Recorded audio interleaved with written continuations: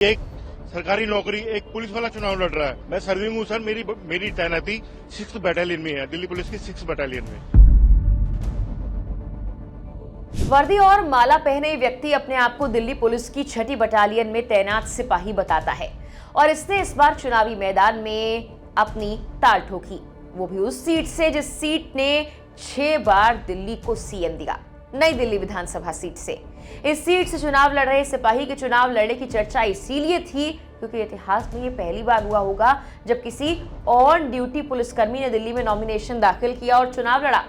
हालांकि व्यवस्था बदलने का सपना देखने वाले इस पुलिसकर्मी को अब दिल्ली पुलिस ने सस्पेंड कर दिया है। आखिर कौन है ऑन ड्यूटी चुनाव लड़ने वाला ये व्यक्ति, सस्पेंड क्यों किया गया है, उसके बारे में क्या खुलासा हुआ है, बताएंगे पूरी कहानी आपको इस वीडियो में। नमस्कार, मेरा नाम है मेघना सचदेवा और आप मुझे देख रहे हैं लोकमत हिंदी पर। सबसे पहले जरा सुनिए कि चुनाव वाले दिन जब सिपाही पर मीडिया की नजर पड़ी तो वो क्या बोले। सर, मैं उम्मीदवार हूँ। मैं नई दिल्ली विधानसभा से चुनाव लड़ रहा हूँ। लोकतंत्र के पन्नों में दिल्ली का यह चुनाव स्वर्णिम अक्षर में लिखा जाएगा कि एक सरकारी नौकरी, एक पुलिस वाला चुनाव लड़ रहा है। जिस तरीके से दिल्ली में बढ़ता अपराध एक मुद्दा है, चुनावी मुद्दा है, चुनावी मुद्दे के साथ साथ एक 3 करोड़ लोगों की एक समस्या भी है, इसको मैं सॉल्व करने का प्रयास करूंगा।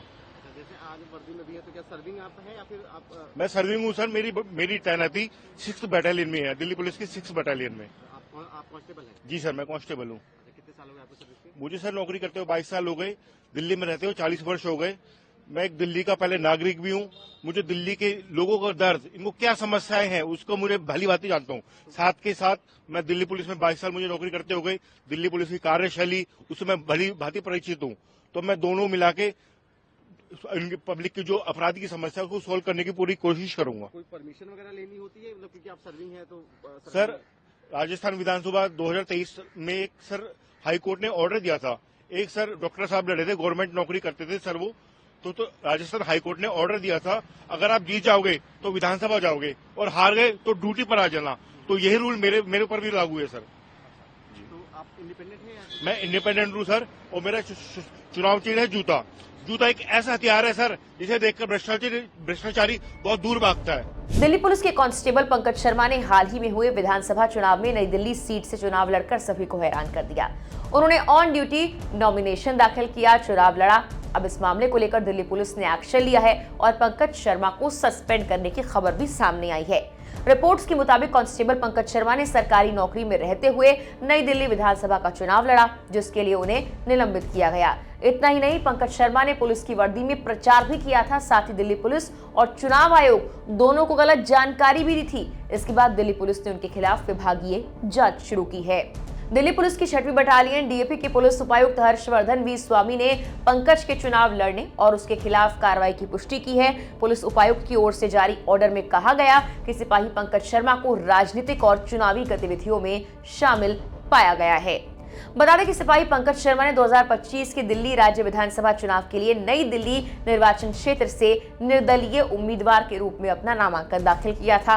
ये नियम 5 CCS आचरण नियम 1965 का स्पष्ट उल्लंघन है। चुनाव आयोग को दिए गए अपने हलफनामे में पंकज शर्मा ने दिल्ली पुलिस में कांस्टेबल के पद पर रहते हुए खुद को सामाजिक कार्यकर्ता होने का झूठा दावा भी किया था। इस गलत सूचना के चलते उनके खिलाफ और ज्यादा कड़ी जांच बैठा दी गई। पहले निलंबित होने के बावजूद शर्मा को 29 जनवरी को ड्यूटी पर लौटना था, लेकिन ना तो उन्होंने ड्यूटी के लिए रिपोर्ट किया और ना ही विभाग को सूचना दी। इस मामले में DD एंट्री दर्ज कर ली गई है। खबर के मुताबिक सिपाही पंकज शर्मा ने यह दावा किया था कि वो बटला हाउस समेत 18 एनकाउंटर्स में शामिल रहे। इतना ही नहीं, पंकज ने कहा कि अपराध को एक पुलिसकर्मी बेहतर तरीके से समझ सकता है। क्राइम खत्म करने के लिए जनता से वोट मांगा था। पुलिस वाला होने से पहले दिल्ली के नागरिक हैं, ऐसा उन्होंने कहा था और कहा था कि इसीलिए सुरक्षित दिल्ली की खातिर वो चुनाव लड़ रहे हैं। कांस्टेबल पंकज शर्मा का कहना था कि वो 2017 में PCR में तैनात थे, तो स्पेशल सेल के केस में एविडेंस के लिए पटियाला हाउस कोर्ट गए थे। वहां IP एस्टेट थाने का घोषित बदमाश आस मोहम्मद उर्फ आशु पहलवान पेशी पर आया था, जो अपने सहयोगियों को ये बता रहा था कि कमला मार्केट में 2010 में दानिश के साथियों के साथ मर्डर किया था और कैसे दस्तावेजों में हेराफेरी कर खुद को नेपाल में दिखाकर हत्या के केस से बच गया था। पंकज ने इसकी वीडियो और ऑडियो रिकॉर्डिंग करने का दावा किया और कहा कि आला अफसरों को ये उसने सौंपा था, तो ये मर्डर केस खुल गया था। इसके बाद आस मोहम्मद ने अपने साथियों के साथ 2018 में ग्रेटर नोएडा के जेवर में एक ट्रक से दिल्ली एयरपोर्ट पर आ रही 618 किलोग्राम ज्वेलरी की डकैती की। इस केस में 13 आरोपी अरेस्ट हुए। साजिशन पंकज का नाम भी लिखवा दिया गया। यूपी पुलिस ने पहले उन्हें क्लीन चिट दी थी, लेकिन मई 2022 में नोएडा पुलिस ने इस केस में गिरफ्तार किया। 1 साल तक जेल में रहने के बाद पंकज को इलाहाबाद हाई कोर्ट से जमानत मिली, तब सस्पेंड किया गया, फिर 30 अक्टूबर 2023 को बहाल भी किया गया। इस तरह की तमाम खबरें जो हैं वो पंकज के बारे में चल रही हैं। पंकज ने खुद भी कई तरह के दावे किए हैं। हालांकि इसको लेकर पुख्ता तौर पर दिल्ली पुलिस की तरफ से अभी ज्यादा बयान सामने नहीं आया है, लेकिन ये जरूर सामने आया है कि उन पर एक्शन लिया गया है। फिलहाल के लिए इस वीडियो में इतना ही।